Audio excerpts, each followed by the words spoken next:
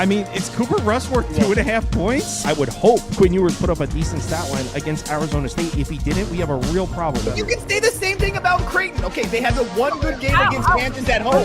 When Toast talks about the kicking market, it's like some earth is flat shit. Andy, true or false, this is going to be a dog walking. Dog walking. This is my dog walking of the day. I think it's going to be very ugly. Dog walking. I think this is going to be ugly. Hey, get the sauce.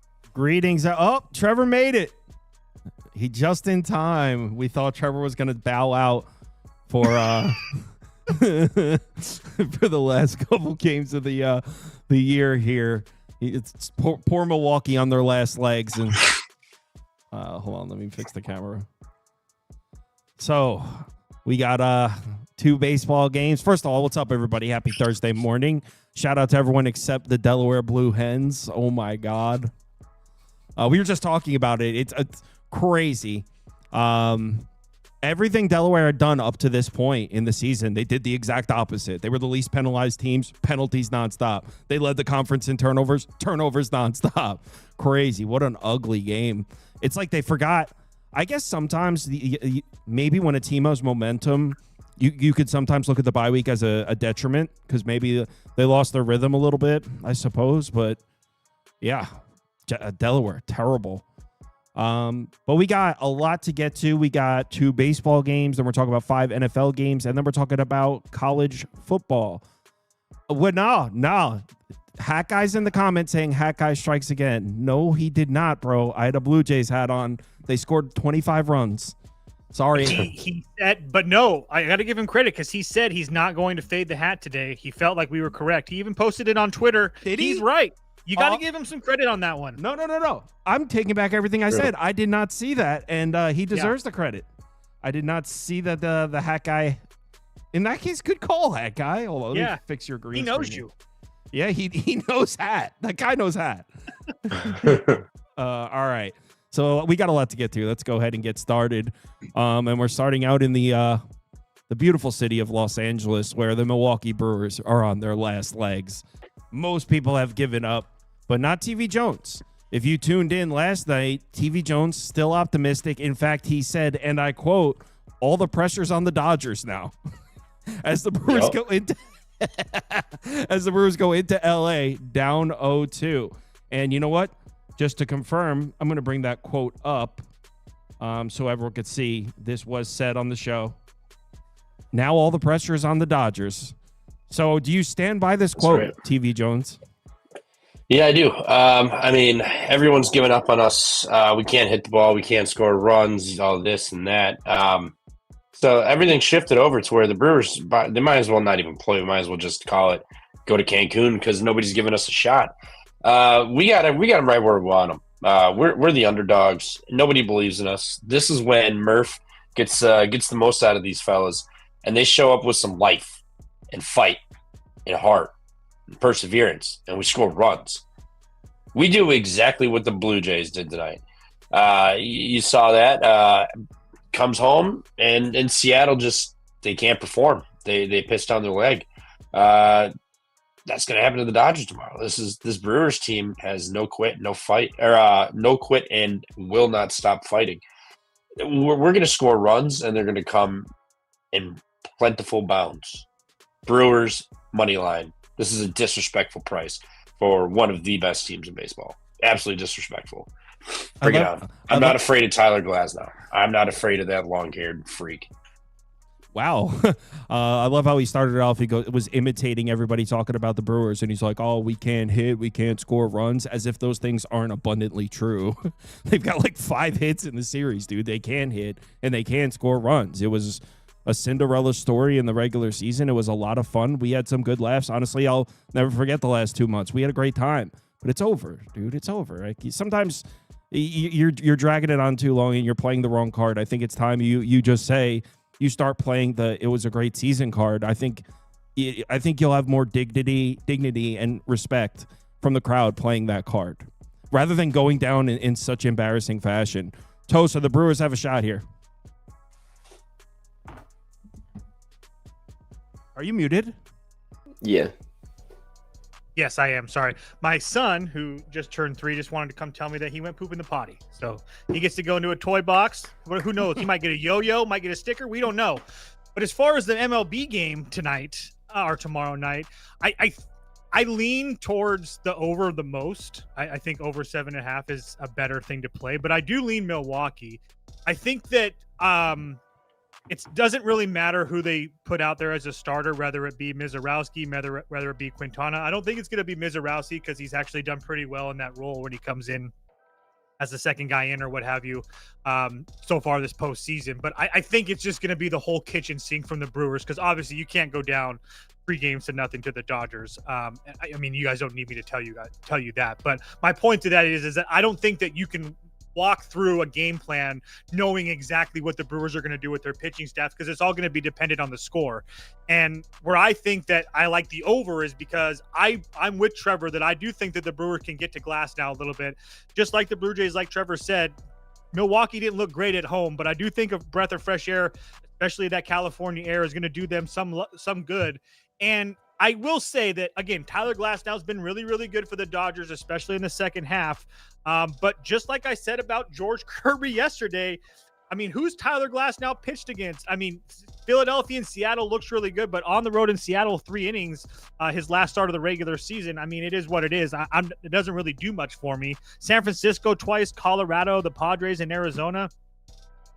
Regardless of what we've seen from the Brewers the last 2 nights, this team is one of the better offenses in Major League Baseball. So after a couple zeros from Tyler Glasnow and then being worked as a starter and then in the bullpen and stuff, I just don't know if you're going to get a full 100% Tyler Glasnow. And if that's the case, I think that dam's going to break. I think he's going to give up a couple runs.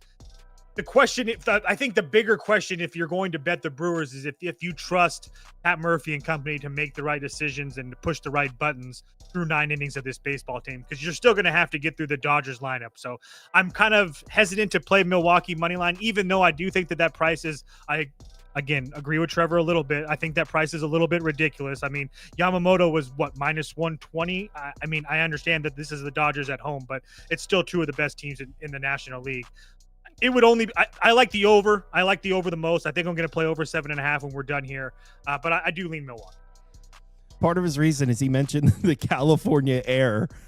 He's grasping at straws here. Trevor, have you ever seen Rocky IV? Oh,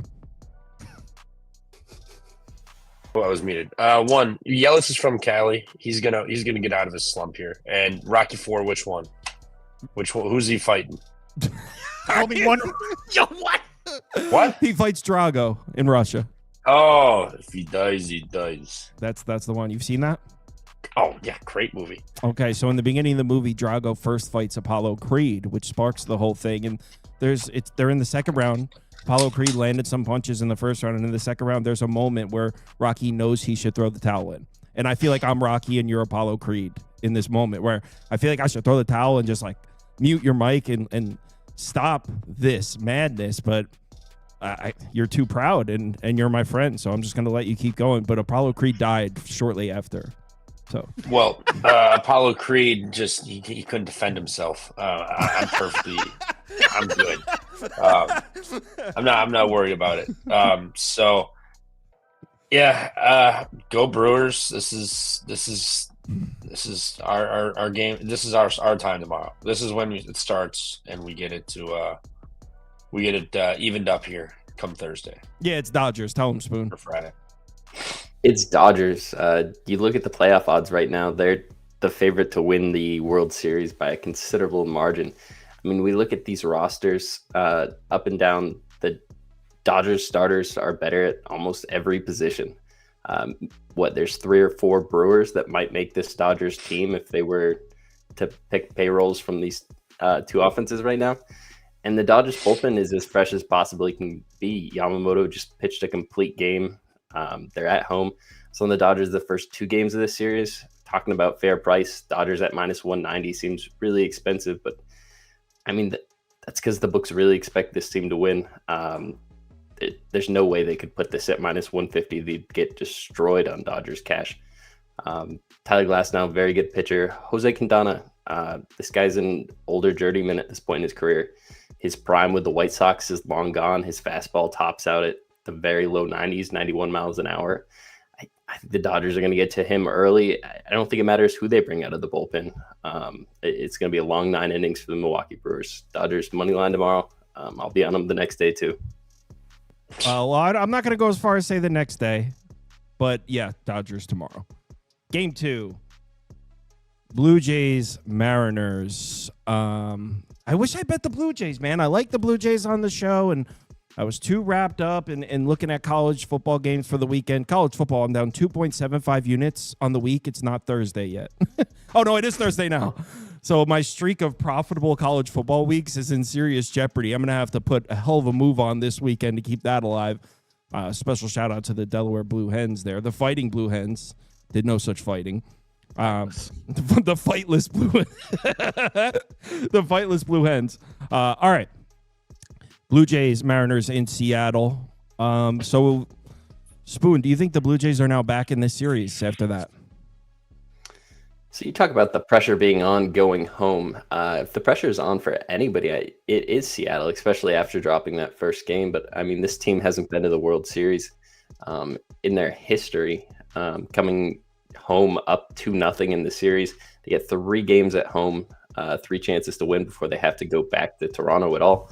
The Seattle team needs to get wins. They need to do it right now. Max Scherzer, great career. He's not in his prime, not even close to it. Did pitch pretty well the second half of the season, but I think the Seattle lineup can get runs off him. I haven't moved on this game yet. I'm not a huge Luis Castillo backer, but I think he does pitch better at home. This Toronto lineup obviously came to life today, keeping me off it a little bit. There's still minus 130s on the board. I think Seattle should be more expensive than that. I think this game should be closer to 145, 150. We see that at some books already. Seattle money line for me.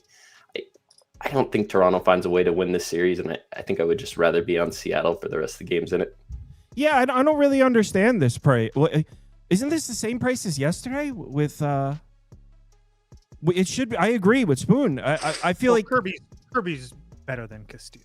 At home in Seattle, though, Castillo pitches well there, and there's a big drop off from Bieber to Scherzer, right? Yes, huge. So why are we seeing the same price? Okay, maybe there's a little bit of a drop off from. I mean, I was gonna say that price moved. It was like Blue Jays plus 110 at first pitch today, so it came down. Oh, okay. Not a ton, but enough to make it more understandable, I guess. To your point. Yeah, I agree with Spoon. Mariners. TV Jones. Yeah, Castillo's the guy you want to back at home, not on the road.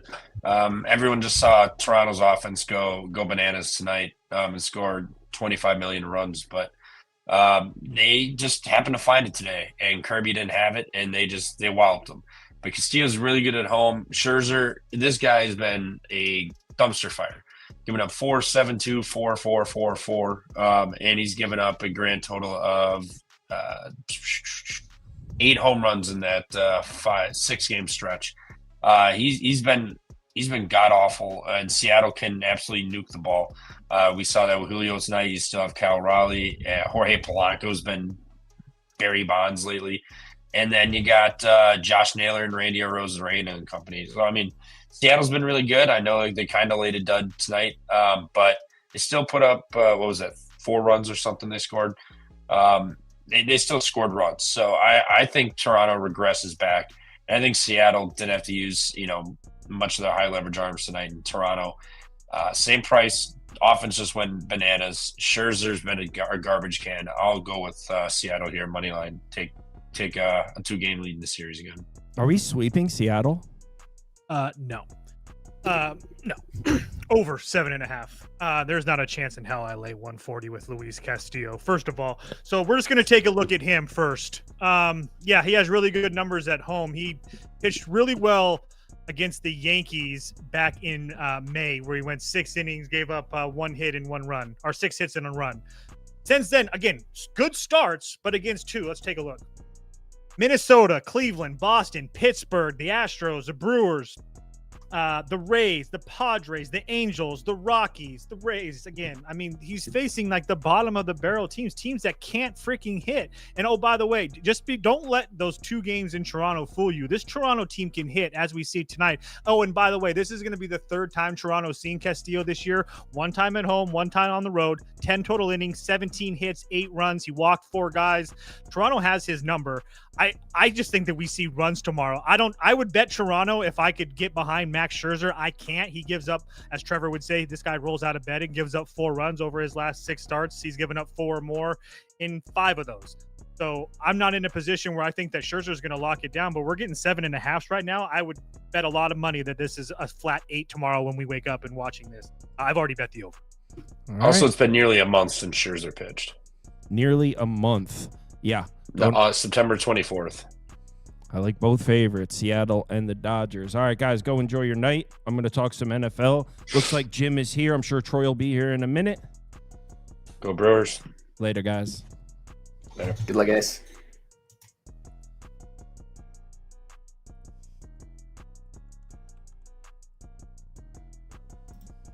All right, oh, no, camera's perfect. What's up, man? What's happening, man? Not much. Just took a rough 0-2 college football night tonight. It was a tricky spot. Jacksonville State had only been home once over the last 5 weeks. They're 2-0 at home. Everybody on our show was on Delaware off the buys. Everybody. Yeah. So I couldn't go up against them. But I love Delaware.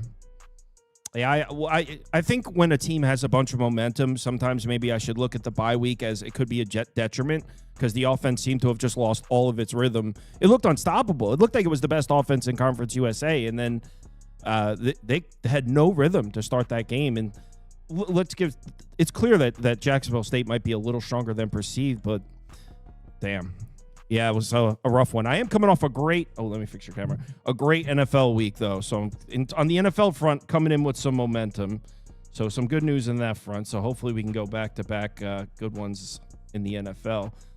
Troy, what's up, man? How's everything going? Everything's going well. Troy, how you doing, my man? Oh man, I'm struggling the past 2 days, but I'm kind of getting my swagger back a little bit after being sick the past 24 hours. So I'm ready to go, man. Let's cook. Yeah. Yeah, we got 5 games, and the first one, you guys already heard me talk. I uploaded a video in this one, so you guys know. Seen it. Yeah, I'm on Cincinnati plus, is it at 5.5 now? Yeah, I would probably still bet it at 5, and I would still bet it at 5.5. But yeah, I already talked about it, so you guys have the floor. Do you agree, Cincinnati? Jimmy, you want me to take it away because I got action now? Take it away, my man. All right, well, I don't want to repeat because I think you crushed that video in my opinion, and I have a lot of agreement with you. But there's just a few things I want to touch back on. The first thing is the Steelers benefiting from the weakest strength of schedule in the league so far. I mean, they should have lost to the Jets in week 1. They got stomped by Seattle in week 2. They benefited from 5 turnovers and barely beat the Patriots. They squeaked by Carson Wentz and the Vikings overseas. And they beat the Browns in an ideal spot off a bye week versus a rookie quarterback and a team traveling back from overseas. I mean, I think the Steelers is a complete fade just by looking at their strength of schedule and what they've done so far this season. But I also think there's something to be said about Joe Flacco in his second game with the playbook, with when's the last time we see Joe Flacco with all the weapons he has surrounding him right now? And I think, 2 weeks with the playbook, it's going to mean a world of a difference, right? Being able to learn the offense, know what the coach and what the team is capable of doing. And it's easier to prepare for a defense in the Steelers when you have Joe Flacco, who's very familiar with this division, very familiar with Tomlin. And like you said, Tomlin was crying like a baby when he heard the trade news, Flacco going to Cincinnati. Why did they have to trade him in division? I thought that was a clear... Why say that? Why say that? Exactly. Like there was no need for it. It kind of showed that he was a little bit concerned, and it was because Flacco was dominant in that division back in the day. And I'm not saying he's the same quarterback he was, but I'm saying that it gives him a little bit of an advantage. And I guess it works both ways, right? Because Tomlin knows what Flacco's capable of, but he's a little bit of a different quarterback than he used to be. I think this team's a fade until further notice. Tomlin as a road favorite has been horrendous throughout his career compared to, this ain't the Tomlin rah-rah spot as you've heard so frequently.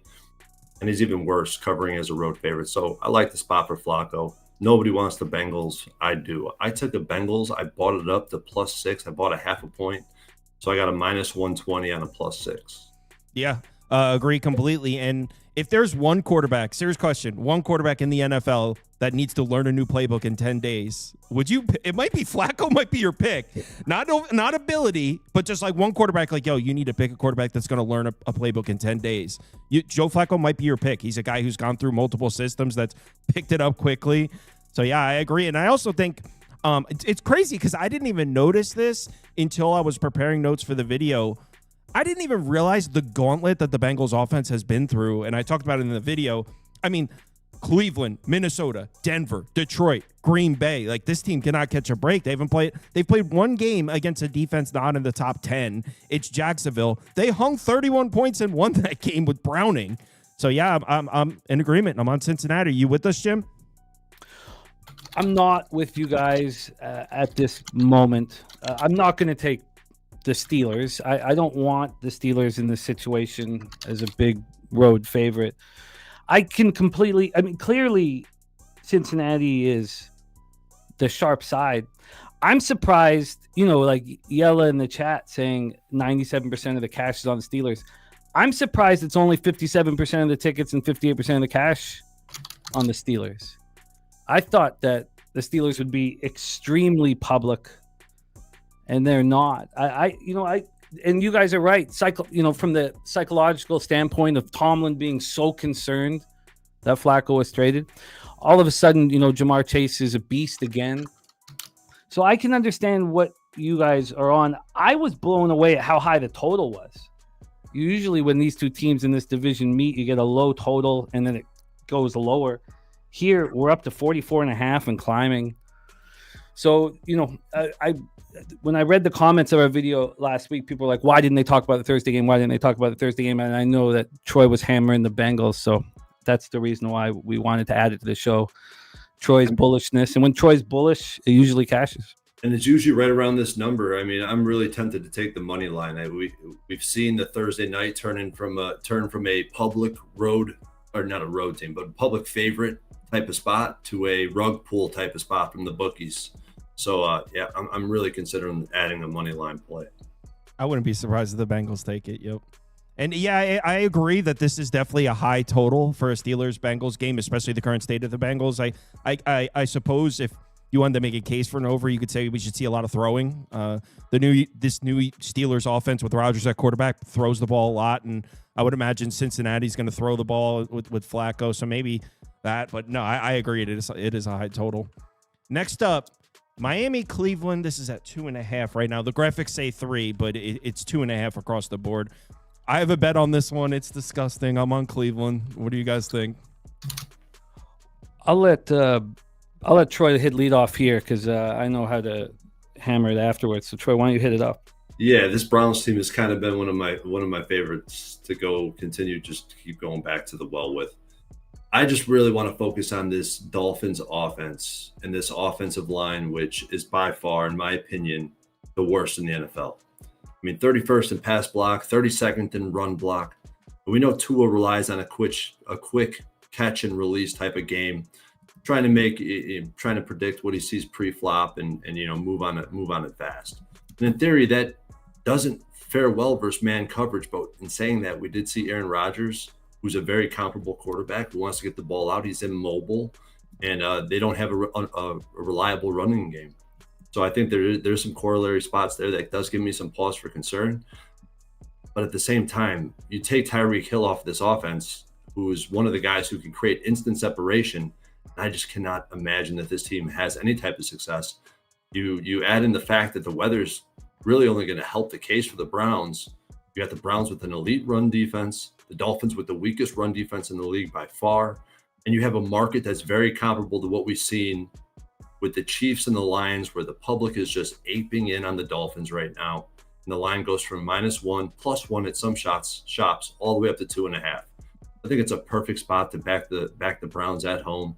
I know there is some speculation that we might see Shadur Sanders in this game. And if that's the case, I don't think it's not gonna really change my opinion as long as he protects the ball, doesn't turn it over, which he might, being a rookie quarterback. But I think there's going to be a very conservative game plan. Let the defense do its work at home, where they've been dominant for multiple years at this point. And just stay away from the doomsday scenario where you fall behind multiple possessions. Last week, Dylan Gabriel threw 52 passes and only 17 rushing attempts. I think we see the exact inverse of that this week. And I think the Browns get the job done. I'd say, listen, I hammered the Browns like you did with Delaware, Kyle. I put 2 units on the Browns minus 2.5, and I did a money line parlay with a game we're going to talk about later. I agree with every single word you just said, and I'm on the Browns. I jumped on it as soon as it opened at 1.5. I'm on Cleveland. I'd still take it at 2.5. For a lot of the same reasons. And you guys know, I've been saying this for multiple years now, and it's been especially true this year. I am not trusting Tua on the road, period, let alone against this Cleveland defensive front with the current state of that offensive line. Like Troy said, that might be the worst offensive line in the NFL. I don't even think that's a hot take. I think it is. They're very injured, and they're terrible. What are they going to do on the road in Cleveland? I know the thought of backing Cleveland's offense in its current state is kind of terrifying right now, but the last 2 games, we've got Dylan Gabriel in there. We played against Minnesota and then went to Pittsburgh against a Steelers defense in a road division game. They were coming off a bye week. Tomlin had 2 weeks to prepare for a rookie quarterback. Can we at least admit that the dude maybe hasn't had the most fair shake to start his career? Yeah. It goes from the 2 toughest defenses in the league, 2 of the toughest defenses to prepare for in the league, to the easiest, right? It's easiest. The opposite. And not to mention, too, one last point I wanted to make, Stefanski. I think that if they lose this game, I think he's out. I think he gets fired. So I think there's a lot on the line for the Browns in this game. Yeah, I really like what you said about Dylan Gabriel or Shedeur Sanders, whoever it may be, getting the ball out quickly, and that's what we've seen from Dylan Gabriel, 2.3 seconds average time to throw. Look, he's not going to set the world on fire. He's going to hand the ball off against the worst run defense in the NFL. Maybe the Dallas Cowboys have something to say about that. Certainly one of the worst run defenses in the NFL. And when they drop something to a pass play, the ball's going to be out of his hands in 2 or 3 seconds. The Browns' offensive line has injury problems, but the interior offensive line, it's fine. It's the tackles. That's fine. How many 7-step drops are we going to see from Dylan Gabriel in this game? It might be 0. The Dolphins are getting the Dolphins' run defense seems to be getting worse. In their last 4 games, they're allowing 6.6 yards per carry. That's against the Jets, the Panthers, the Chargers with a broken offensive line. Yeah, we're in lockstep, man. I'm on Cleveland, and I bet it. Jim, you with us? Very much so. Very much so here. Last week with you guys, I went 5-0 on the show. 4 of those bets were all based on utilizing the Los Angeles Chargers. So I was on the Dolphins plus 4.5 full game, Dolphins first half plus 3.5. Then I was on the Bears plus 4.5, and the Bears team total over 20.5 because the 27-10 victory that the Commanders had over the Chargers was so fraudulent because the Chargers are so much worse than the statistics, and anybody analyzing the statistics fully understands. You fully understood that last week, Kyle. You were completely understood how broken the Chargers were. But everybody else I talked to thought that you and I were absolutely insane. Here, we fade the Dolphins after what everybody saw them just do against the Chargers because the Chargers are way less than the sum of their parts right now. So not only are the Dolphins an absolute fade here on the road, but we have 65 Fahrenheit rain showers, 14 mile per hour winds. It's gone down from 19. The wind has been changing. It could go back up, but it's down to 14. So I'm on the first half under 20.5, the full game under 40.5. We have the Browns with the number 1 rush defense, number 1 pass rush. The things that are hurting the Browns defensively, their third down defense, their red zone defense, won't hurt them in the rain and the wind against the Dolphins team that doesn't travel well. So I'm right with you guys. I didn't get the 1.5. I got the 2.5, but I have the first half under 20.5, full game under 40.5. I know that's moved down to 39.5. I thought it was going to close at a flat 39. So I think that we're in business here. Yeah. I also want to say there's a press conference that's circulating right now on all media that is Tua Tagovailoa talking about just the disconnect on the team. Team players are showing up late to workouts. They're not coming to team player only meetings and stuff like that. Like, this is a cancerous organization. And Tua had to apologize. He had to come out and apologize today over the whole thing. This Dolphins team is an absolute mess. I agree. All right, we're in lockstep. I thought I was gonna have to defend a really ugly Browns pick there. We're all on it. Oh man. All right, next one. All right, so we've been pretty anti-Chargers. I've been with you guys with it. I think this is the time you buy low, but I haven't bet the game. I think there's a lot of moving pieces. And all right, you know what? Actually, before you guys go, I'll share why I'm conflicted on both sides really quick. I couldn't get to anywhere on this game. I know the Chargers offensive line is broken, and that offense is not working right now. I am not pro Chargers in any single way. I think they're overvalued. That being said, how good do we think this Colts defense is, really? Because I was taking a look, and I'm beginning to think this might be a bad defense. Guys, who have the Colts played? They played the Dolphins at home, who is always bad on the road. They played the Broncos, not a good offense, and the Broncos were moving the ball on them. They played the Titans. They played the Raiders. They played the Cardinals without their starting quarterback. The only decent offense the Colts have seen so far is the Rams, and the Rams lit it up. I mean, I know they only scored 27, but they were moving the ball efficiently all game. I'm starting to think the Colts defense might not be good. So I was thinking over because I trust the Colts to run the ball, but it's tough to get over 48 when we could see a really slow-paced game, a lot of running. And so I think this is such a coin flip game. I have nothing. I'm all ears. I agree with you that there's a ton of volatility just because of the injury scenario. And we got a very close look at the problems of the Colts defense as soon as Travarius Ward got hurt before the game started. And so the idea here is that Kenny Moore will be back because Travarius Ward didn't practice today. So the idea is that Kenny Moore will be back because the secondary looked terrible. I mean, it just looked horrible. So there are, injury situations on both sides of the ball. The Chargers now have Derwin James maybe not out there. Derwin James dealing with a wrist injury. Khalil Mack might be back. They opened up his window. He might be back. Pipkins is still going to be out. Joe Alt is the huge part of this. Whether Joe Alt will be in or not, it's very questionable whether he will be, and he's so important to the squad. So at this point, Harbaugh is not just worried about Sunday. He's very concerned about Thursday when they play the Vikings. It's an absolute perfect situation. Well, let me go. I should take back the perfect, because I had 9.5 units last 2 weeks fading the Chargers. And right now I just have one, and I'm with Jacob, sports scientist Jacob in the chat. I bet the look ahead line. And even at the look ahead line, sports scientist Jacob got in at a better number than I did. When it all comes down to it, I expect to put more on the Colts in this game because of the injury situation and because of the fact that they have to play again 72 hours later. So I need to wait to hear exactly what injury news comes out of the Chargers camp, because we're pretty sure everybody watched practice day that Kenny Moore will be back, even if Travarius Ward is out. The Colts are not a 5-1 team. They're not that good. But I still believe the Chargers are so much less than the sum of their parts, with so many issues that are so enormous. When you look at the Chargers statistics, they still look incredible. Passing offense ranked 8th by PFF, rushing offense ranked 1st, pass defense ranked 4th, rush defense ranked 4th, red zone defense ranked 2nd, third down offense ranked 5th. Does anybody believe these numbers from the Chargers? Because they're as fraudulent as they could possibly be. And the Colts will be able to take them out.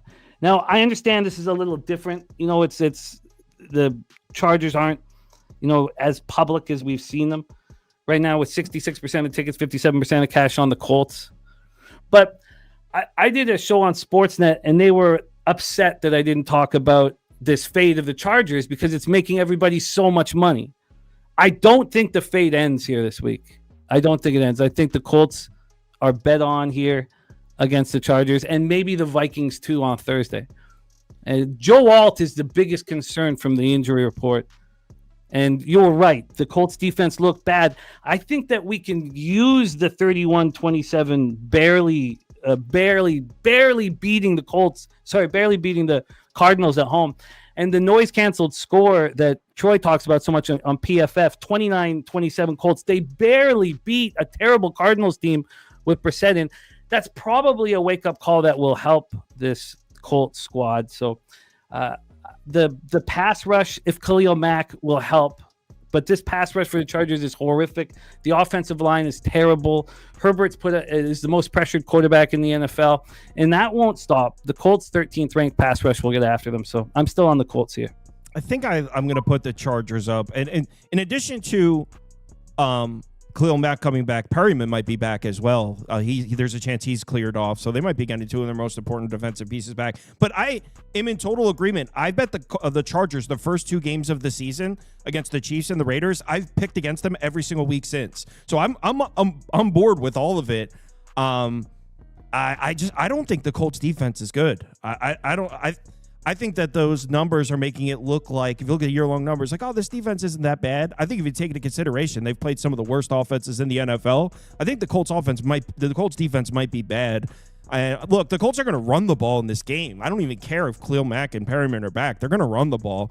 So I don't have a bet in the game. I think I lean towards the Chargers side, but I don't really have much conviction on it. Troy? Yeah, I'm very conflicted with this game, but there's one thing I know not to do, and that is to fade Jimmy in this spot after watching what's transpired the past 2 weeks. I will not do it because there are a lot of things that I look at this game and it makes me want to bet the Chargers. And I know Jimmy would understand where I'm coming from, especially when I lost a bet this past week betting on the Lions in a market that's very similar to what we're looking at here, very similar to what we were talking about with the Browns game, where all the money's coming in on one side and the line's moving away from them. But at the same time, Jimmy makes incredible points about just how overpriced this Chargers team might be in their current state. But my problem with just getting on the train at this point is I've already missed the first two stops. Am I going to get on the third stop and be late to the party, look like an ass clown? I don't want to do that. And then I look at this Chargers defense, and this is a defense I really believe in. The Harbaugh defense is legit. It's well coached. They're very disciplined. They run a cover 4, which is the defense I want to bet on, and I think that it's misrepresented across all the reporting, the different reporting outlets that report on what coverages teams are running. I think it's misreported. They're running cover 4 quite frequently.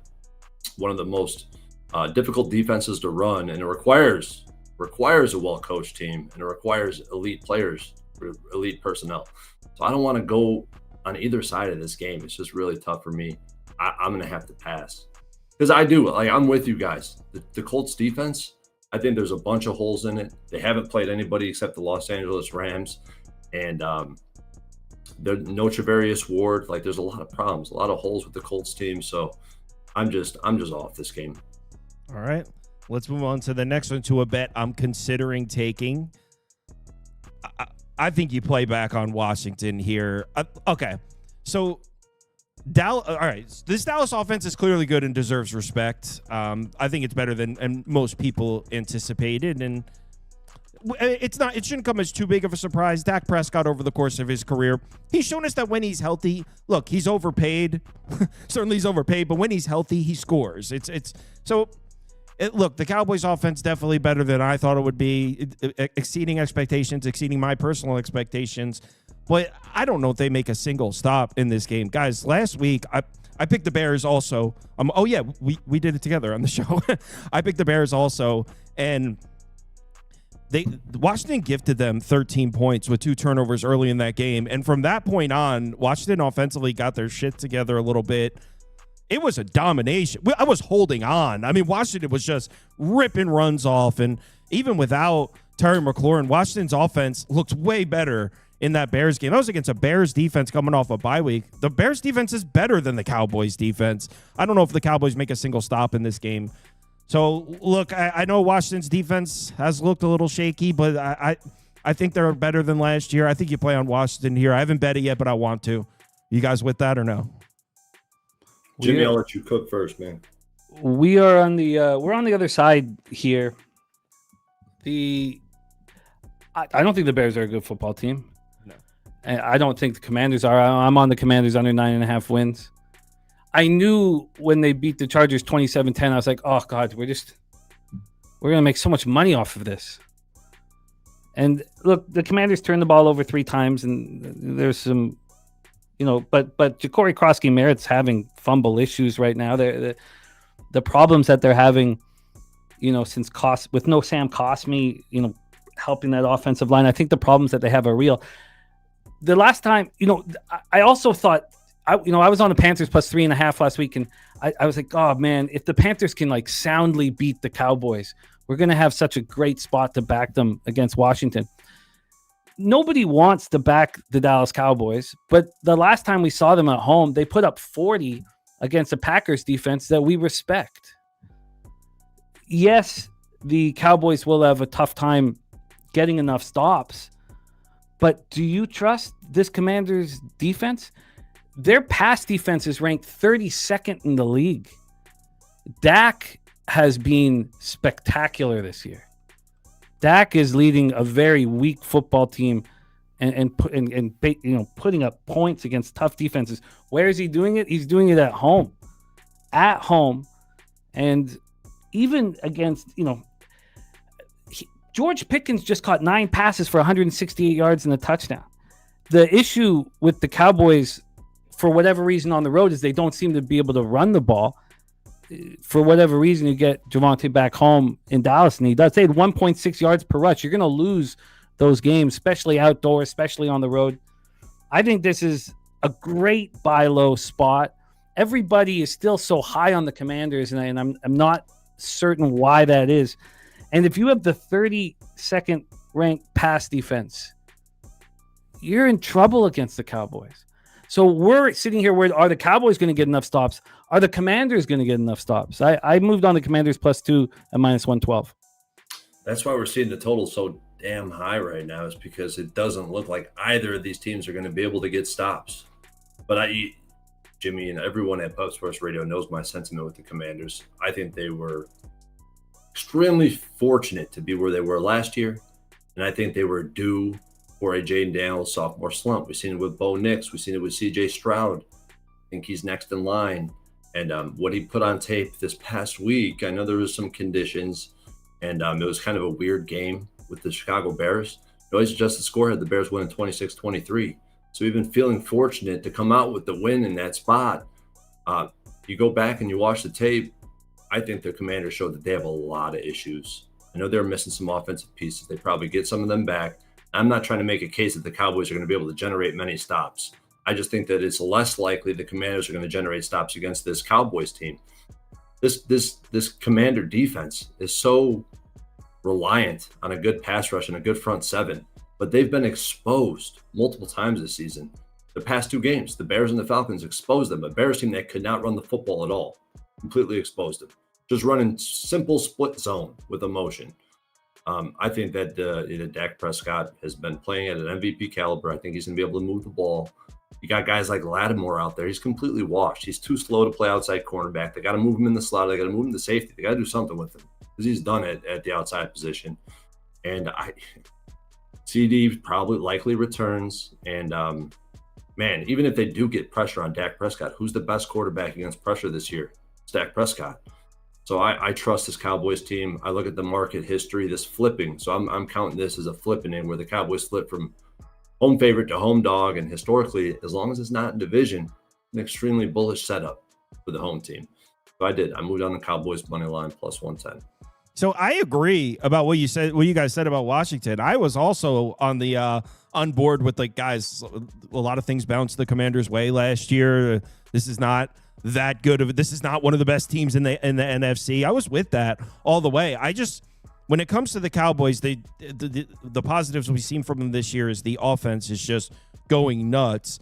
My feeling when I watch the Cowboys is this is their best fastball. I just feel like they're overperforming, and the Cowboys are getting some pieces back on the offense. Tyler Smith and Tyler Booker. I think one of them might have came back last week, but they've had some injuries on the offensive line. They might be healthier. Is there any update on CeeDee Lamb, by the way? At this point, Booker, I think, is as important. He was inactive last week, but all signs point to CD trying to play this week. So they're going to keep running him out in practice. Jack Sanborn, too. If we could get Jack Sanborn, he would help enormously at linebacker. And they also have Kevontae Turpin out. But I think Sanborn is going to be the one that kind of stays out this week, unfortunately. He's the one we'd want in with this defense. So badly. But I do think we get both Smith and Booker on the line. I think we get Lamb. Yeah, I think we get Booker and Smith and Lamb back. So the Cowboys offense are getting some pieces back, and I think the consensus is, oh, this Cowboys offense is going to be even better. When, in my opinion, they're playing as best as they possibly can right now, and there's the only direction to go is down. And Washington's been pretty consistently. I think Washington's going to average 6.5 yards per carry in this game. So yeah, I think I want to bet Washington. It's not one of the bets. I'm on like 5 or 6 games already. Washington is not one of them, but I do kind of like it. But oh man, Monday Night Football. Baker as a road dog is always so goddamn tempting. All right, so I didn't really look at this one because for those of you that haven't taken a peek at the injury report for this game, it's wild. So you look at the Lions secondary, and you're like, who the hell is even playing? They're missing 3 starters in the secondary. Remember, someone's suspended. Branch is suspended, and Terrion Arnold is going to miss a game. And in addition to that, they're also missing DJ Reed, who's been out for 1 or 2 weeks now. So 3 of the original 5 starters in the Lions secondary are out. But before you go hammer Baker Mayfield to light it up, he might be missing every single legitimate weapon he has. I'm all ears, guys. I don't know. I was thinking just shootout over. I think the Lions could score 40, but how do you lay points to Baker? I'm all ears. Yeah, why don't you hammer this for us, Troy, and I'll jump in. Yeah, I'll just touch on a few points I got here. Lions, as Jimmy would say, is a powder keg. Like they always are, coming off a loss back at home, indoors, where Goff has been elite, covering the spread, I think 69% of the time indoors in Detroit. I trust the offensive line to generate line yards, move the ball on the ground. Skipper looked great at the tackle position. Goff, I trust him to pick apart the zone and the zone blitz that Bowles is going to run out there. I trust the D-line to generate pressure on Baker. And I trust what I've seen this past week from Robertson and Yasin. I know that, the Kansas City Chiefs were able to move the ball up and down the field, and that was an impressive performance. I don't think that Baker Mayfield could replicate what Mahomes did, because a lot of the action that Mahomes ran was quick passes, catch and release, knew exactly where he was going with the ball when he snapped it. And I don't think that's really Baker's MO. I'm not saying Baker's not an incredible quarterback, and what he's done is impressive, almost to the point where it's like, do we think it's going to be we're going to see regression, because he just continues to put up the numbers. He continues to, 3rd and long, 3rd and 12, 3rd and 18. He's going to get the first down. We've seen it this past week. We've seen it every week so far this season. I think the most important elements of this game is the market. See all these injuries on the Lions defense. The Bucs are 5-1. I know they have their injuries as well. Both teams are equally as injured on different sides of the ball. But the Bucs are 5-1. The public is aping in on them. They open as 4-point road dogs, and the line is moving away from them. Market history in this price range versus a quality road team, this is a must-bet spot. Look at the Lions in this price range, in this market environment. It's a must-bet spot. I've moved on the Lions double result. I don't know why. I was kind of spooked by the spread, just thinking about Baker Mayfield getting the ball down 2 scores with the last possession. I was kind of spooked off the spread. I shouldn't be. It's kind of cowardly. But I did love the plus 120 on the double result. You can get that at Bet365. All double results in the NFL should be bet at Bet365. And then this was the money line parlay I had with the Browns. And if I don't get the Browns money line for whatever reason, I'm probably my most confident bet of the week is the Browns. Then I'll be moving on the spread, and I'll be having 2 units on this game come Monday night. Well, I don't disagree. My strongest angle in this game was I like the Lions to score. So I like the Lions to score points. I was torn between Lions or over. It's whether or not do I think Baker Mayfield is going to do some circus shit to stay in this game. So I don't disagree with you. Jim? I'm right with you guys on the Lions. Look, Baker Mayfield is an absolute junkyard dog, and it was very easy cashing with him despite the depleted lineup that he was leading against the 49ers, who also were, so messed up. I moved on, I don't know, Friday or Saturday on the Bucs at 20-1 to win it all and 10-1 to win the NFC. I want that in my pocket. That's what I think of Baker Mayfield. He's a leader of men, and he can make things happen with not the best playmakers available. And we know that's the case now, that they're really hurting from the playmaker side of things. The opportunity to buy the Lions low and sell the Bucs high is one I couldn't pass up. But I also am only on the double result as well at this point. But I want to see where I can invest in. I, hearing you talk about, is that the Lions team total over? Is that using the Lions as a money line? With another spot, I'm not sure at this point. But I don't know how the Lions are going to get off the field. Tampa will score too, and the reason why Troy and I aren't on the spread right now is because if the Bucs are down 10 and there's 3.5 minutes left and Baker has the ball, well, they're probably going to go score a touchdown. They're probably going to go down and cover. So I'm still hesitant at the 5.5. But the injury issues, what injury issues are being talked about more? The Bucs offensive issues or the Lions defensive issues? And to me, I hear more about what's going on with the Lions secondary right now. Because Avonte Maddox is out as well. It's just, there's so many pieces out of the puzzle. But what can I rely on is the Detroit Lions at home, Goff in control, the offense buzzing, and selling the Buccaneers high and buying the Lions low. And that's what I'm doing. But I'm still only on the double result.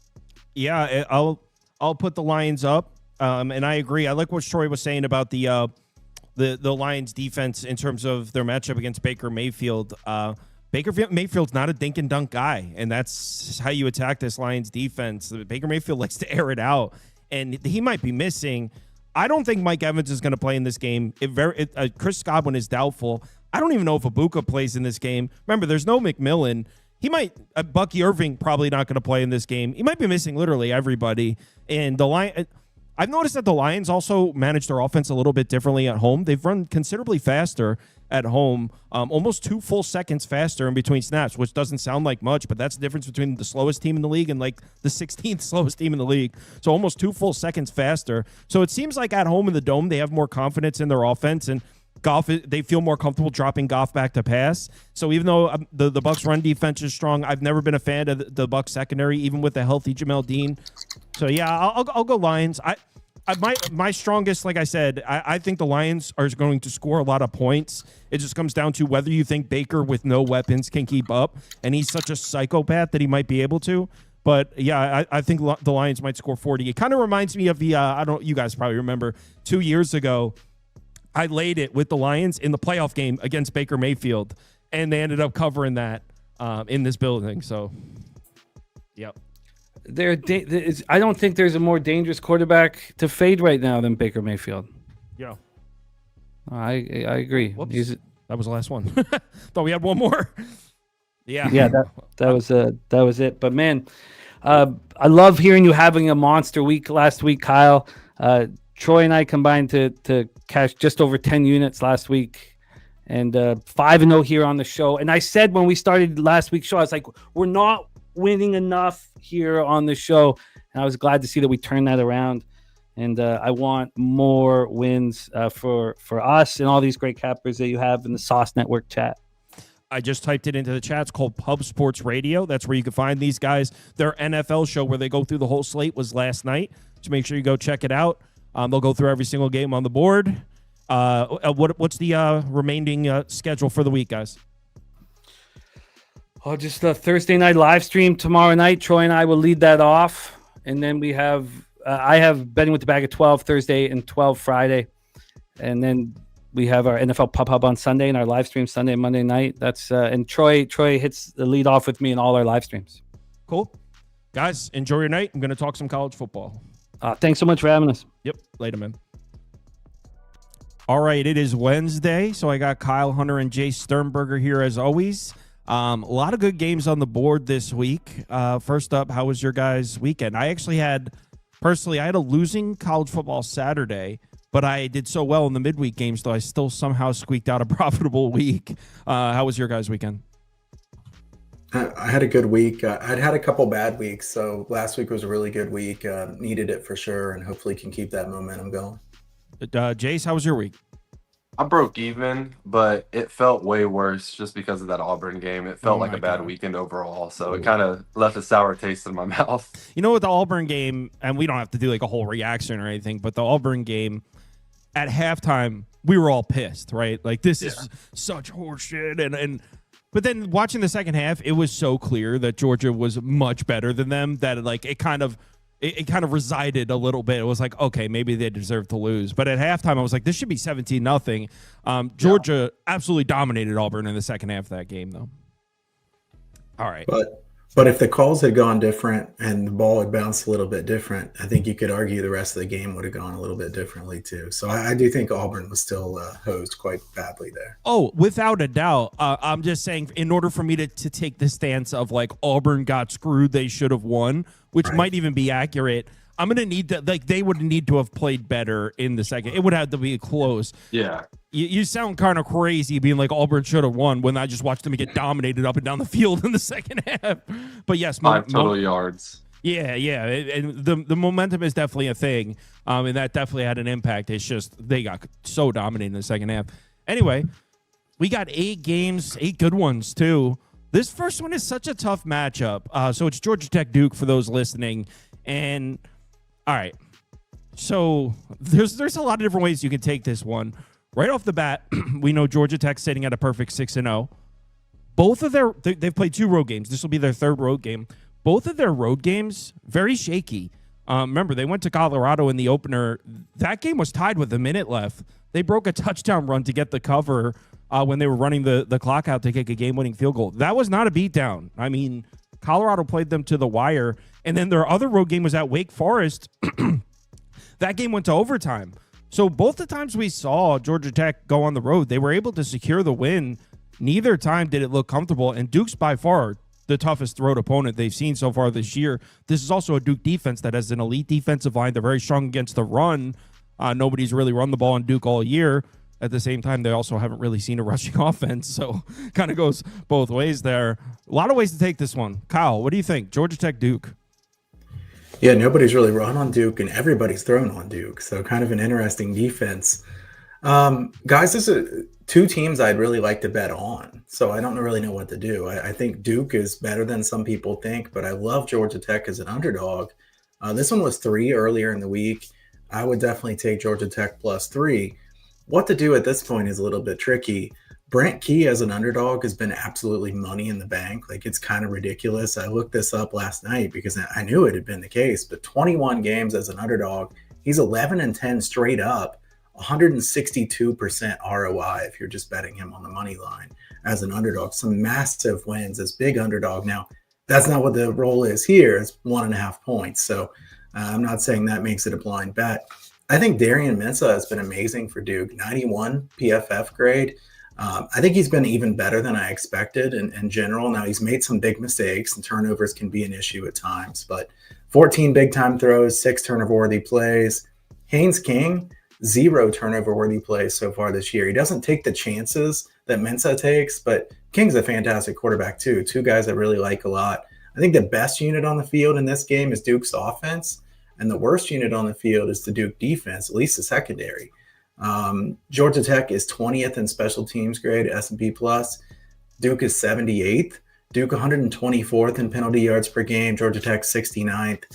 I'm going to lean Georgia Tech here, but at 1.5, it's not going to be an official bet for me. I'm not going to place it. If it goes to 3 again, I'll take Georgia Tech. Otherwise, I will pass on this game. I wanted to bet an over too, guys, but 61. I mean, that's such a high total. Yeah, I get it there, and you would think Georgia Tech in a road game is going to try to stay diligent, sticking to the run, even though the weakness of this Duke defense has been the secondary. So we're kind of in lockstep because I actually almost grabbed Georgia Tech at 3. So when it was at 3, I was thinking the same thing. I was actually looking more into it, preparing to record this, and I think my pick is Duke. So Georgia Tech's missing their main corner, Amari Harvey. He got carted off in the Virginia Tech game. This is not an offense. This Duke offense is not an offense you want to see missing a corner. They're starting to steamroll. In their last 3 games, I have it right here. What are they averaging? Like 43 points, 42.7 points per game, over 7 yards per play. Darian Mensah, as far as the last month or so, might be the best quarterback in college football. And I'm eating crow there because I thought he was way overhyped in the transfer portal. This offense looks unstoppable. And I think what it comes down to is, I think based on the body of work, based on how these two teams are playing right now, based on how Georgia Tech has looked on the road, I think Duke, at the very least, is dead even, if not slightly better than Georgia Tech. So at -1.5, my pick is Duke. I don't like how Haynes King, his 2 worst games of the year were both the road games. Definitely don't like that. At under a field goal, my pick is Duke. But I actually was considering betting Georgia Tech at the 3. That was before I really looked into it and swung over to the Duke side. This is a really tough game. I feel like I don't have a bet on this one. Jace? I personally believe that after the Clemson game, Georgia Tech has kind of been going through the motions, not playing their best, playing down to the level of their opponent with, they squeaked by Wake Forest on a comeback win, and then Virginia Tech, and I can't remember the third team that was in between that gap, but I feel like I love Brent Key as an underdog. I know 1.5 really isn't a crazy underdog value, but I think he's going to have this team super hyped up.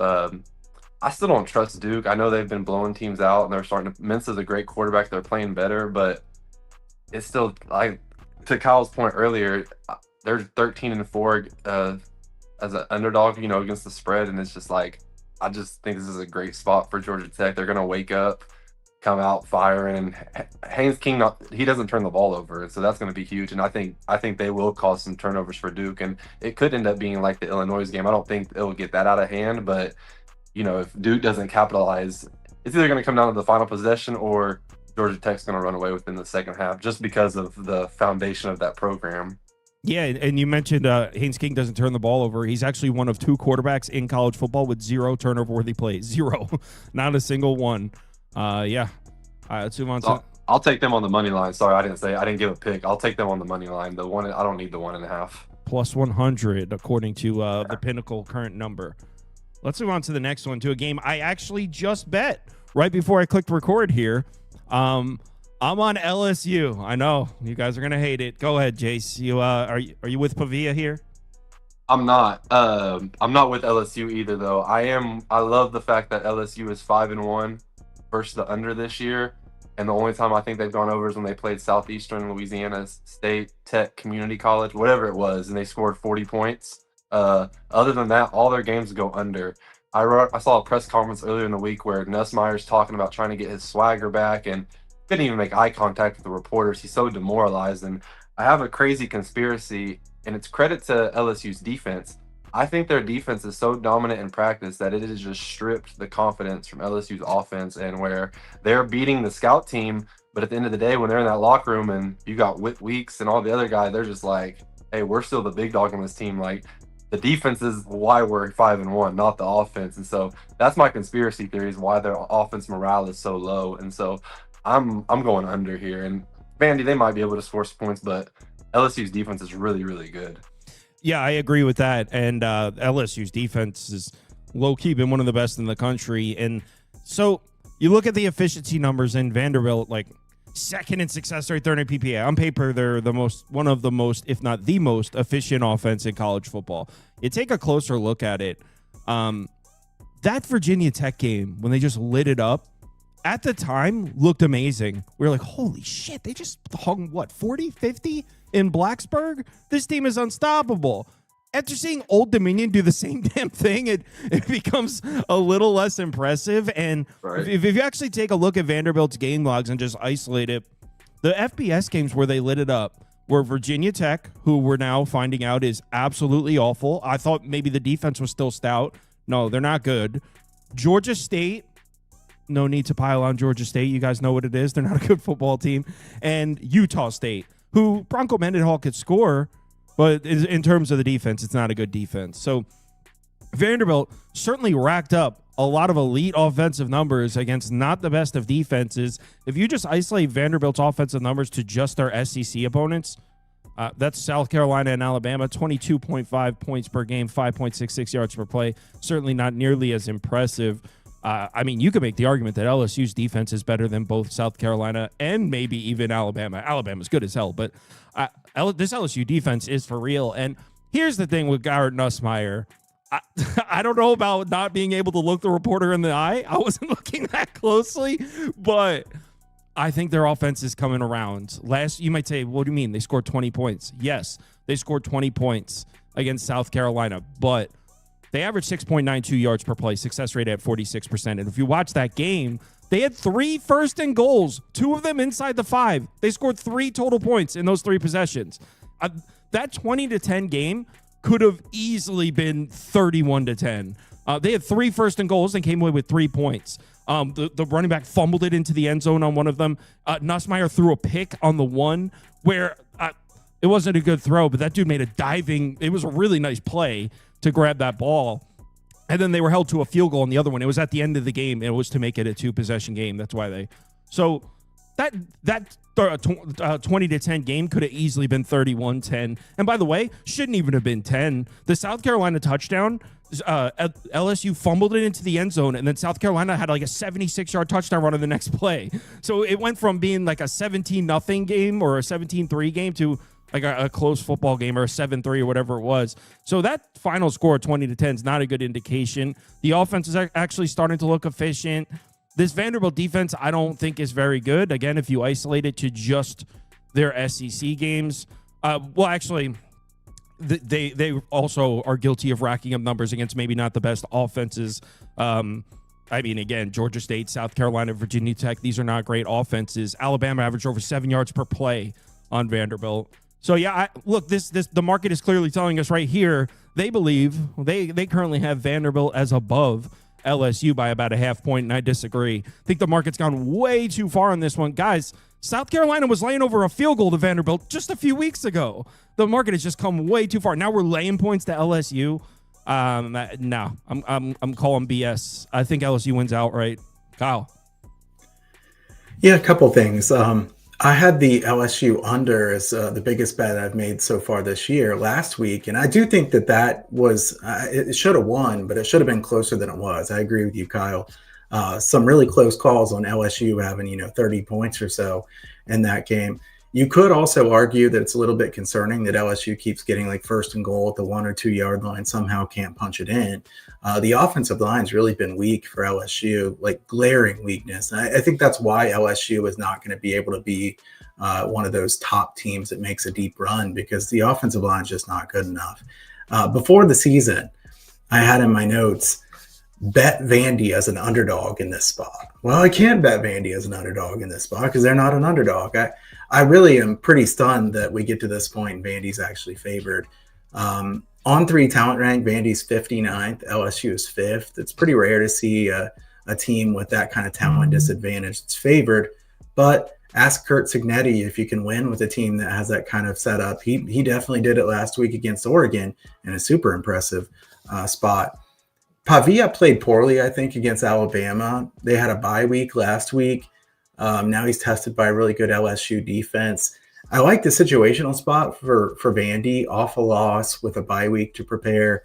I do think, though, that 2.5 toward Vandy is getting a little too expensive for me to bet it. I don't want to bet against Pavia here, so I'm not going to take LSU. I would lean toward the under in this game if I had to bet something. LSU offensively, 114th in rushing play success rate, 129th out of 136 in offensive line yards. Vandy stats are great against the run. They're only okay against the pass. We're going to see Nussmeier put up a big game here. He hasn't done it yet. Look at point totals for LSU this year. Unless they're playing that FCS team, they haven't scored more than, I think, 23 points in a game all season. So I'm going to go under here. I think Pavia, it's going to look like he's seen a ghost against this LSU defense. And you mentioned the LSU offensive line. It looks like they're getting their guard back, Mabenga. He missed the South Carolina game, so it looks like they're a little bit healthier in that department. Now, speaking of offensive line health, let's shift it over to Oklahoma, South Carolina. And I was actually shocked reading this. I didn't realize it was that bad. You ready for this? All right, so we know Oklahoma's had issues on the offensive line all year, right? They had a couple pieces miss the Texas game. And that was the case. Remember, Oklahoma's offensive line was smoked last year. They had like their top 6 receivers injured. That was kind of the story of Oklahoma's offense last year. What I didn't know was flip it over to the other side. This South Carolina offensive line, holy hell. So their starting right tackle, Kason Henry, he hasn't played since week 4. He's listed as questionable, but the phrasing is hopefully nearing a return. Their left guard, Shedrick Surratt Jr., he got injured in the LSU game. He's listed as questionable. He's already a backup because the starting left guard is Marquis Anderson. He's been injured since the opener. He's not coming back. Their other backup is, I wrote it down here, is Nolan Hay. He's listed as questionable. There's a chance their 5th guard on the depth chart is starting in this game, and they're missing their right tackle.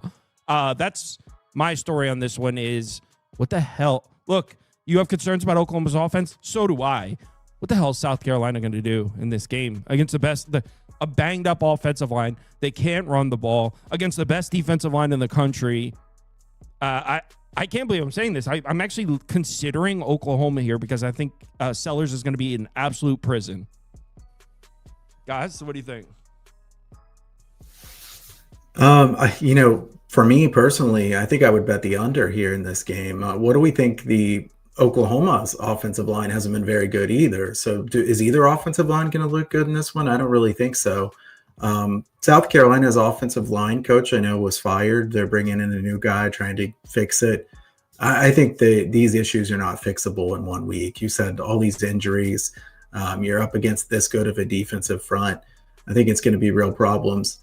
Guys, were you guys surprised too how many times Mateer threw it last week? I mean, 38 pass attempts after he had surgery 17 days before. I would have guessed that, he'd have 20, 25 pass attempts. I know they got behind later in the game, but they threw it a lot from the very beginning.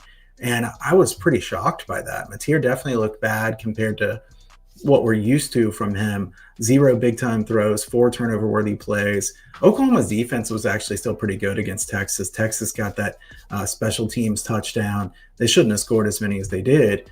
Oklahoma's first in rushing play success rate allowed, first in passing play success rate allowed. So very good in general. They're second in havoc created on defense.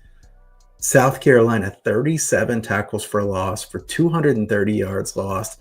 Sellers is going to be running for his life here in this game. South Carolina is 130th in the country in points per scoring opportunity, so they get down in the red zone. They can't punch it in. Oklahoma is second in points per scoring opportunity allowed, so they are good at keeping people out of the end zone. I think South Carolina defensively giving up some success, but they have been strong in the red zone. They don't give up big plays either. 18th in explosiveness allowed. An absolutely elite Oklahoma defense. Oklahoma offense compromised right now. I like the under. Yeah, I can't argue with an under. And the way I looked at it, so for what I'm reading, because obviously the concern, we all watched the Texas-Oklahoma game, and I think everyone's reaction was, how healthy is Mateer? Is he all right? And should he be playing? I feel like that was kind of the narrative. From what I'm reading, he's completely medically cleared, and he's good to go. And the way I look at it is, look, I know there's not really a path to Oklahoma doing a ton offensively here. I've been very vocal about how I don't think this Oklahoma offense is very good. But if Mateer is fine, man, he makes plays. And all he needed to do is make 2 or 3 plays in this game. Oklahoma, they get to 17 points. They probably cover this number. I don't disagree with an under at all. Jace? Yeah, I think this is going to be a game where it's going to be ugly. It could be 9-3, 12-3. 14-7, like it's not going to be a lot of action, a lot of defense being played.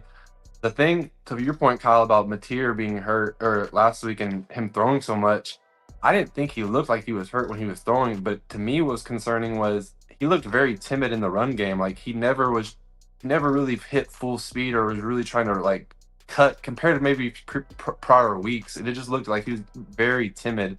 So I don't know if he just maybe was, not confident in himself yet, being fully healed, getting hit yet, or what it was. But if you watch that game and then you see them that they're laying 5.5 on the road, and you're like, wow, that's like, why would you want to take that? I think that's like I think I'm getting tricked out where now I think I am going to take OU, laying the 5.5 or whatever it is at now. But my favorite bet's the under. But if I had to pick a side, I'm taking OU just because I didn't even know South Carolina was banged up like that, but yeah, OU's defense was already going to have a field day, and this is going to be a field possession. We'll get them on short yardage, punt the ball, and we'll have a short offense to work with and let Mateer make 1 or 2 touchdown plays and call it a day.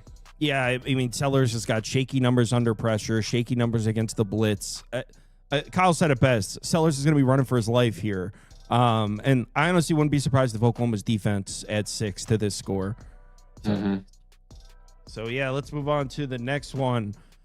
All right, Jace, obviously the big news, Le'Veon Moss going down with an injury. Now, we were talking before you hit record, and you said that they're hopeful he could be back for the college football playoff. Should be back for the playoffs. That they are taking their time with it. It's just a high ankle sprain. Don't know the severity of it, just because I had a high ankle sprain and I was supposed to be out 8 weeks and I was out 3 weeks, and so everybody heals a little different. However, I think this is the perfect spot for our backup running back, Jamarian Morrow, true freshman from Memphis, Tennessee. I've played against Chris Wilson, who's now the interim DC for Arkansas. He had been in the building for a little bit. He was coaching UFL the past 2 years. He's been in the business forever, but his philosophy is we're going to simplify this, dumb it down, and we're just going to let our DBs be more athletic than your receivers. We're going to be in man. We might get caught a couple times, but we don't have the communication skills to break down zones and everything. And so we're just going to put our best against your best, and whatever happens, happens. And they do the same thing in the run game. Their ends, their wrong shoulder and everything, trying to get everything to bounce outside. And they have a lot of responsibility with the Sam linebacker. And I just don't think they can go athlete for athlete with A&M right now. Casey Concepcion is he's battling a hamstring injury. I don't know how healthy he'll be, but we got enough guys who can relieve him and pick up where he's left off. It could be close just because it's Arkansas, and this will be Petrino's first time at home as the interim head coach, and Taylon Green's talented and whatnot. And A&M's defense might be due for a regression, but they just keep getting better and better each week, more sound. You can tell there's less mental errors. They're being where they're supposed to be at. And I think it could be a lot like the Notre Dame game where they might Arkansas might even score first, but I like the over too, but I think it's going to be mostly because A&M scores so much, not because of Arkansas. Yeah, it's tough to argue with an over, but I don't know. This A&M defense looks really strong. In their last 3 games, Texas A&M is allowing 12 points per game, under 33% success rate, 4.21 yards per play. It's against Auburn. Okay, maybe not the most explosive offense. Mississippi State can play on that side of the ball, and Florida. This A&M defense is also healthier. Bryce Anderson, Scooby Williams, both back. I believe they both came back last week, right? Yep. Yeah, they both came back last week. Those are 2 starters. So Texas A&M's defense is also healthier than they have been. I mean, this defense is playing as well as any other defense in the country. What do you think, Kyle? Do you think there's that Petrino had a little bit of an element of surprise last week against Tennessee, where maybe they didn't know 100% what was coming, or do you think this Arkansas team can work under him? This is a tough game for me to handicap. I know some sharp guys who like the over a good amount in this game. I tried to get there. I didn't end up betting the over. That would be my lean. I also wonder about Texas A&M's team total over, I think 34.5, somewhere in that range. Probably a decent look, because what I feel most confident about here is that Arkansas can't stop A&M. I think A&M's going to be able to move the ball well in this one. Good game here from Marcel Reed and the A&M offense. Arkansas is 130th in points per scoring opportunity allowed. So once you get in the red zone, you're scoring touchdowns at a high rate against them. I do worry a little bit about laying more than a touchdown on the road with a team averaging 8.3 penalties per game. That's the thing that I keep worrying a bit about with A&M, is they're penalty heavy. I'm not going to bet this game, to be honest, and Jace knows this A&M team better than I do, so I'm going to defer to him, but I would lean toward an A&M team total over. Yeah, and I'm going with Wagon A&M. I think this is the best team in the country. Yeah, I'm taking A&M too as well, -7.5. But the over, I do like that as well. But yeah, I'm definitely taking A&M. Jace, last week you were talking about it. You were talking about how the final score is not really a reflection of how strong the offense has looked. And then last week they put up a big number against Florida. And I think maybe if you glance at Texas A&M's recent games, you might be like, oh, this offense looks okay. This defense looks okay. Man, that pick 6 in the Auburn is kind of masking what that game was like. That was a domination. feel things are I wagging. feel like it's also it's hard to it's not hard to watch, but it's in a sense where it might not show it. But if you go back and watch these games, it's almost like A&M's defense is kind of like an anaconda where they wrap around you the first half and then they just keep squeezing and squeezing and squeezing, and then it's by the fourth quarter you're like, because every game you kind of watch, you're like, damn, A&M kind of dominated the whole game. Like there was really never a sense of worry of this might happen or that might happen. And to your point about Scooby Williams, he is being back, but the hero right now in A&M that nobody can shut up talking about, his name's Damian Sanford, number 27. He filled in for Scooby whenever he got hurt, and now it's to the point where Elko can't keep this kid off the field because he's forcing a turnover every game. He's tackle for losses. Like he's sneaking up award charts right now. He's an underclassman, and so super happy for Damian. He's from Houston, so I actually know the kid, and yeah, so that's been our biggest blessing on defense right now is our third string linebacker who's now going to be the starter next year, no doubt. Oh, cool. Yeah, I see that he still played a majority of the snaps last week with Scooby back. All right. Let's move on to the next one, which is Ole Miss, Georgia. So I have a bet in the game. The number's kind of gone. I'm open to suggestions. I have over 52.5. It's at 53.5 now. I'll put it over, so it hasn't moved too far. Yeah, I think we're going to see points, but Jace, Ole Miss, Georgia, what do you think? I think Georgia's going to end up winning just because Kiffin doesn't have the strongest road record against top 10 teams. I think he's like 1-10, 1-9. Maybe it was just top 5, but I think the spread being so high, what it is kind of an overreaction to Washington State last week. I don't think Ole Miss was ready for that game at all. Everybody had kind of labeled it a trap game. Even Kiffin, he joked about it, but he definitely knew that was a real thing. And they came out and just looked so flat. And so I think that's been in the back of their mind all week. They're going to give Georgia a good fight. They're going to come out swinging. I do like the over, but I'm also 7.5 points with Ole Miss. Kiffin can steal some touchdowns just a couple of. All they need is like 1 or 2 touchdowns to cover, I think. And because Georgia's offense still doesn't impress me as bad as Ole Miss's defense may be.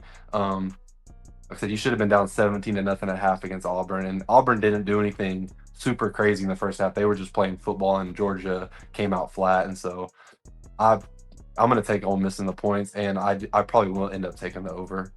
Yeah, I mean, it's tough to make a case for the Georgia defense. Now, they did shore things up in the second half against Auburn, but Auburn's not the most explosive offense. And this kid Chambliss can play.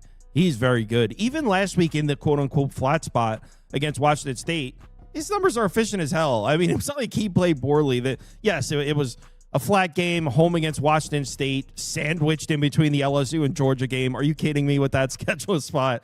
But even Chambliss played fine in that game. And Georgia, what has that defense done to make you believe in them? I mean, they played good defensive games against Kentucky and Auburn. Auburn's offense, first of all, they look fine in the first half, and they're not very explosive offense. And then Kentucky's got a freshman quarterback, what's his name, Cutter Boley. They're having all kinds of problems out there with that offense. So you look at the 2 games before that against Tennessee and Alabama, Georgia's secondary got lit up in those 2 games, and Auburn was running the ball on them. This is just not the Kirby Smart defense from years ago. And in my opinion, coming off the flat game against Washington State, I think Ole Miss can move the ball. But on the other side of the ball, I'm not big on this Ole Miss defense. And I think Georgia, who we haven't really seen the old school Georgia hand it off and rip off 6 yards per carry type of offense. In fact, they haven't been that in a couple years. This is a game where you can do it because everyone's running on Ole Miss. I mean, Kentucky ran the ball on Ole Miss. Arkansas, Tulane ran the ball on Ole Miss. Shit, even Washington State was running the ball a little bit on Ole Miss. So this Ole Miss defensive front last year, I would have went to bat for it. They're all gone, and that I think Georgia can hand the ball off and gets 5-6 yards to carry all day. Not to mention Gunnar Stockton has played really well. So I think we're going shot for shot here. I think this total's way too low. I think it should be more like 57.5. I do think Georgia's going to lay it on them a little bit, but I wouldn't lay the 7.5. I'm on the over. Kyle? Yeah, I think this is an interesting line because 7.5 with a top 5 ranked team. I don't think Ole Miss is one of the 5 best teams in the country, but it kind of feels like the books want you to take Ole Miss here in this one. As far as the side, I'm passing at 7.5. I think 7.5 is too much delay with Georgia, but Last year, Ole Miss beat them 28-10. We don't see teams lose, Kirby Smart teams lose by margin very often at all. I think they remember that game pretty well. And if you look at the total here, I agree with you, Kyle. Here, I'd have to look toward an over because you said Georgia hasn't been running for 5-6 yards per carry like they used to. I think they will in this game. I think this is where we see it. Ole Miss. I mean, I know it was a bad spot, but 3-point win when you're favored by more than 30 points. I mean, that one was right to the wire. I'm really concerned about the defensive front. I mean, if you look at them, they're 127th in defensive line yards, 124th in PPA per rush. Georgia, not a vintage offensive line or ground game, but they got a big edge here. I think they'll run it well. And on the other side, Georgia's 85th in passing play success rate allowed. I think Chambliss will be able to throw here. We know Ole Miss is going to push the pace. And, this is not the same type of Georgia defense we've seen in past years. They're a good defense. They're certainly not a great defense. Ole Miss hit some big hitters. You said you got 52.5. It's up to 53.5. 53, not a very common number. Of course, it'll probably land 53 now. But, right. It just very rarely happens. But I think this one should be 55.5, 56. So I'll take the over as well. Agreed. All right, let's move on to the next one. I have a bet on the game. I got to say, I placed it Sunday afternoon when the markets were opening, thinking like, oh, this is a smash. Mississippi State's a little more injured than I would like. Fluff Bothwell is going to miss this game, and that right tackle that missed the Texas A&M game, he's listed as questionable. I thought he was going to be back. That's not positive. I'm now a little worried. I have Mississippi State at +9.5. So I am on the game. I just got to say I'm a little hesitant. When I first placed it, I thought it was a great one. Thought it would close at like a flat 7. I'm not sure if it does now. So I'm all ears. Kyle, did you take a look at this one? Yeah, I can't bet Florida here. So my option is Mississippi State or pass. Total-wise, I'm right at the total as far as my projection. So I don't like anything there, honestly. Florida throwing it around more than I would expect this year. More than 55 or 54% of their offensive plays have been a pass. Mississippi State's 29th in opponent QBR. I think that secondary has been way better than anybody would have guessed. Mississippi State has been really good at taking advantage of red zone opportunities, and Florida has not been very good at that. They get down in there and have to kick, or they've turned it over quite a bit. Mississippi State's also 5th in special teams grade. Florida's middling special teams. Billy Napier and all the news around Florida at this point, I mean, that has to bother players, right? I mean, you can't lay these points here for Florida. If Florida wins this game, props to them. But Florida's not that much more talented than Mississippi State. If you look at On3 talent rank, Florida's 16th, Mississippi State's 24th. Mississippi State's actually been pretty good this year. If you take away what you saw from last year from Mississippi State and just go with this year, Mississippi State's a pretty good team, and I don't see why Florida should be laying north of a touchdown here. Definitely would bet Mississippi State plus the points here. What do you think, Jason? Well, I've been doing this for a couple of weeks now. As you can tell, I'm a little dramatic. I feed into things, but what's going on right now in the background of Florida has me so excited. The fact that there's rumors and certain sources are even confirming that it's actually a real thing about Napier's last day as a Gators Sunday, regardless of win or loss. I think if they would have beat A&M last week, this would be a dangerous Florida team. But this was like a false sense of hope of where we're gonna run the table, we're gonna win the SEC backdoor, whatever you want to get hyped for. And then after they beat Texas and they're trying to rise up, then you really got manhandled against A&M the whole game. Like, they came out offense that first drive and they looked great, but after that it was kind of like A&M just didn't feel threatened. And then now you're coming back home. I think Jeff Lebby coming off a bye, all they've been doing is just studying Florida defense. I think they're going to have a great game plan. I just don't see how Florida's focused. They might come out and rah-rah the first half and whatever it may be, but I definitely think Mississippi State's going to cover, injuries or not, but I think it could be this could be like one of the worst weekend in Florida football history. Like, I think Napier gets fired on Sunday. I think they could end up losing this weekend to Mississippi State. Like, this program's, if DJ Lagway puts together a Tom Brady performance and I lose like that, then so be it. But I'm heavy on Mississippi State this week. We need to clip that. This could be one of the worst weekends in Florida football history. No, you lose as a 10-point favorite, and then your head coach gets fired, and yeah, to Mississippi State too. But they might be celebrating that. Florida fans, they might be actually celebrating that. So let me not say worst weekend ever. We've now moved on to Tennessee, Alabama. What am I missing here? How did this number come down from 59.5? Man, this game should be 45-42 based on what we've seen from these two teams. Remember, Tennessee's playing this whole year missing both their corners. They're both out for the season. Oh, I'm pretty sure they're both out for the season. I apologize, comments if I missed. I'm pretty sure they're both out for the season. They've been extremely vulnerable to the pass. Every single week, they're going on the road to what I think might be the best passing attack in the country. Ty Simpson and those guys at Alabama. If Ryan Williams is he didn't have a big game last week. Everything's all right with him, right? I just want to make sure that there was nothing I missed there because I think Missouri was just game planning the receivers to make other white players beat them. That's why Simpson struggled a little. Yeah. He didn't even record a catch, and I was just making sure there wasn't an injury or anything that I missed because I didn't read anything. But regardless, I think Alabama's going to piece Tennessee up, and Joey Aguilar, I think he's able to make throws right back on Alabama. I think that Tennessee offense is talented enough where they can play in a shootout with Alabama, even though Alabama's defense is pretty serious. But I think Alabama could score 40-plus in this game, and I think Tennessee's going to contribute 30-plus of their own.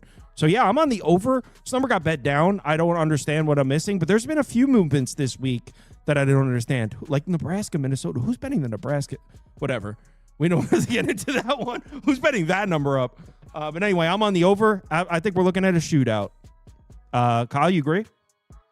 I'm on the over. This is one of my favorite ones that we're talking about here today. 58.5 is pretty widely available in the market too. So shop around, get the best number. We know 59 is a pretty common number.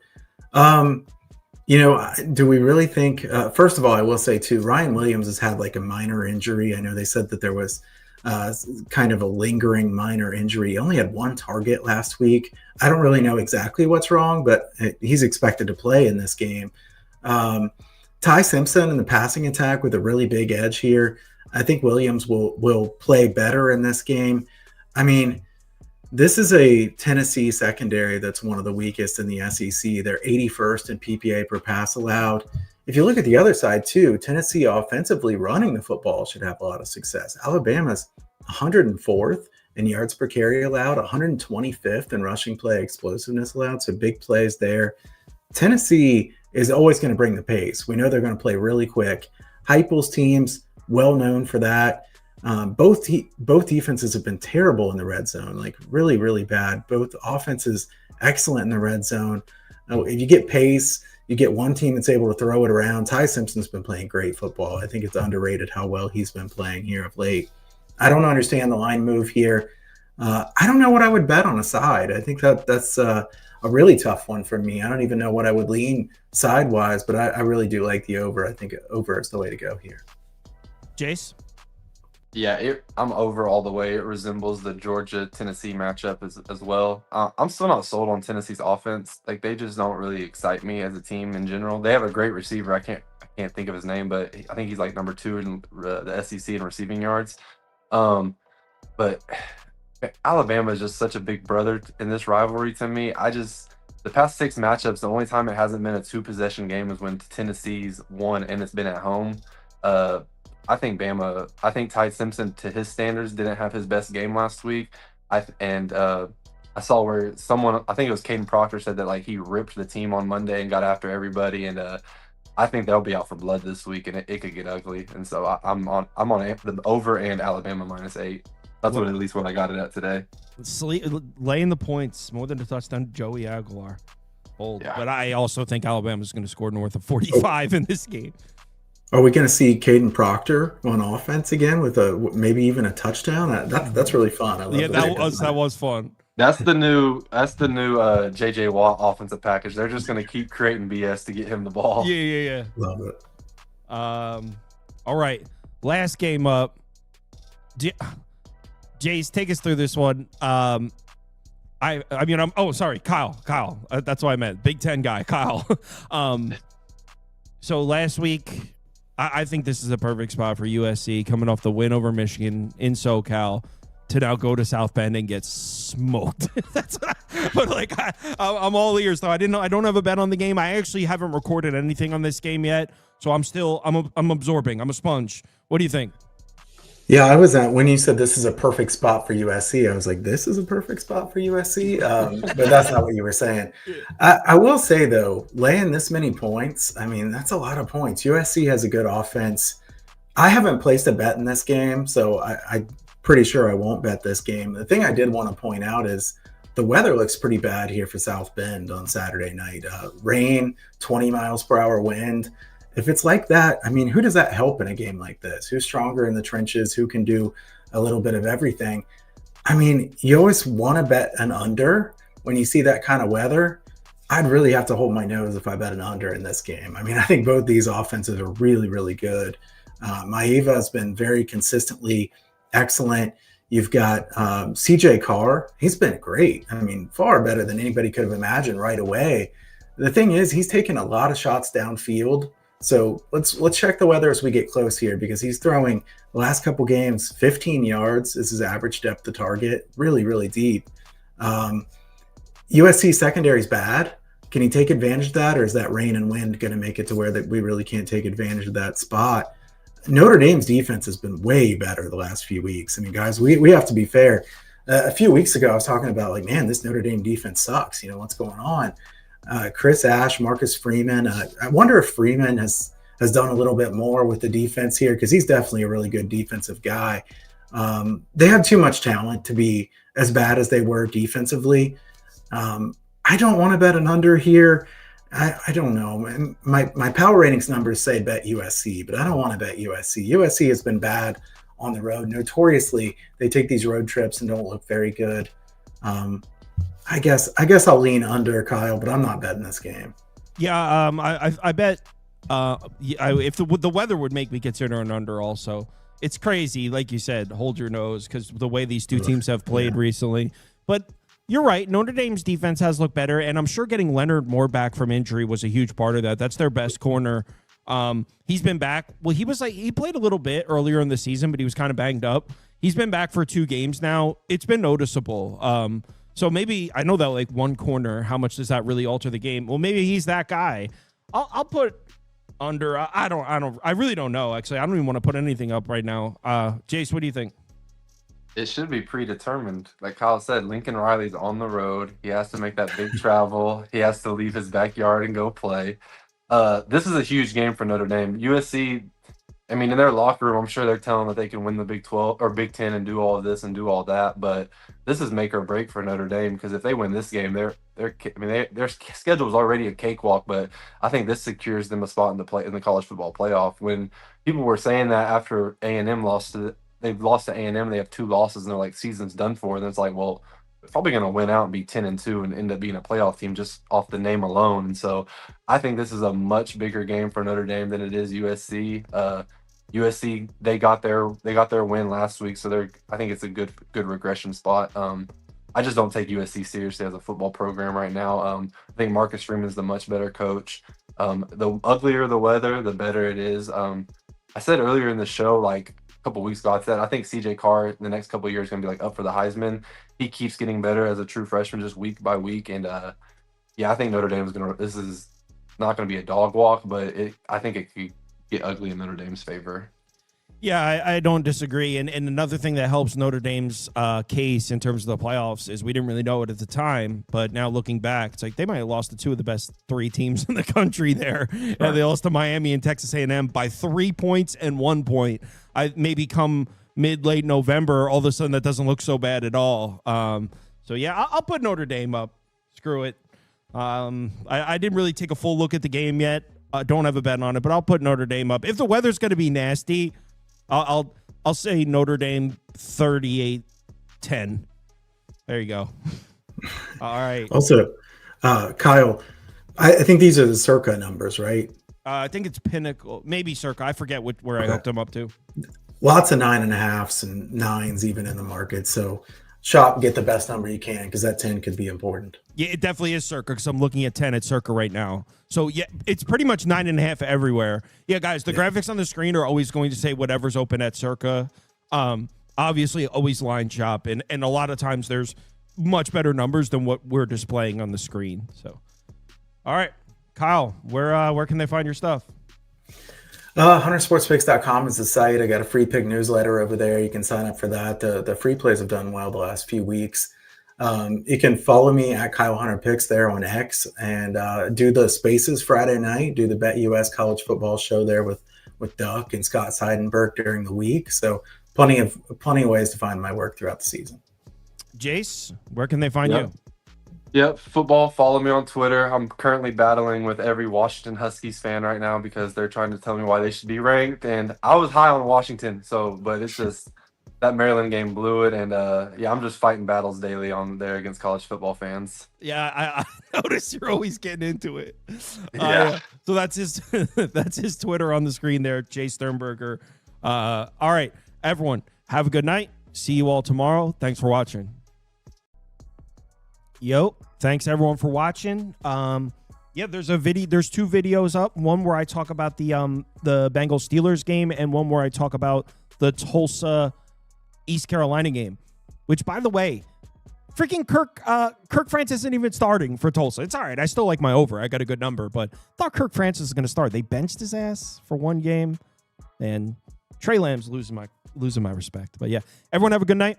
Remember to bet responsibly.